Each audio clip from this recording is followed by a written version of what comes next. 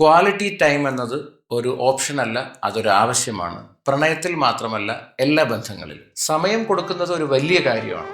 നമ്മൾ എപ്പോഴും പറയുന്ന ഒരു വാക്കുണ്ട്, ബിസി ആയിരുന്നു. സത്യത്തിൽ നമ്മൾ ബിസി ആയിരുന്നു, അതോ നമ്മുടെ പ്രയോറിറ്റീസ് ഒക്കെ മാറിയതാണ്? ഒരു റിലേഷൻഷിപ്പ് നശിക്കുന്നതിന് വലിയ പ്രശ്നങ്ങളൊന്നും വേണ്ട, ചെറിയ ഒരു നെഗ്ലക്റ്റ് മതി. ഒരു സമയം ഉണ്ടായിരുന്നു, ഒരു മിസ് കോൾ വന്നാൽ പോലും എന്താ സംഭവിച്ചത് എന്ന് ചോദിച്ചിരുന്ന നമ്മൾ ഇപ്പോൾ ഒരു മറുപടി ഇല്ലെങ്കിൽ കൂടി പിന്നീട് സംസാരിക്കാം എന്ന രീതിയിലായി. ക്വാളിറ്റി ടൈം എന്നത് ഒരുപാട് സമയം സ്പെൻഡ് ചെയ്യുന്നതല്ല, ഒരു 10 മിനിറ്റെങ്കിലും ഫുൾ അറ്റൻഷൻ കൊടുക്കുക എന്നുള്ളതാണ്. ഫോൺ മാറ്റി വെച്ച് കണ്ണിൽ നോക്കി സംസാരിക്കുന്നതാണ്. അവർ പറയുമ്പോഴൊക്കെ ഓക്കെ എന്ന് പറയുന്നതിലല്ല, അവർ പറഞ്ഞ കാര്യത്തിൽ എങ്ങനെ ഫീലായി എന്ന് ചോദിക്കുന്നതിലാണ് സ്നേഹം. നമ്മൾ പലപ്പോഴും ഗിഫ്റ്റ് കൊടുക്കും, സർപ്രൈസ് കൊടുക്കും, പക്ഷെ അവർക്ക് വേണ്ടത് നിന്റെ സമയമാണ്. 24 മണിക്കൂറിൽ 10 മിനിറ്റെങ്കിലും കൊടുക്കാൻ കഴിഞ്ഞില്ലെങ്കിൽ അത് സ്നേഹമാണോ, അതോ ഒരു ശീലമാണോ?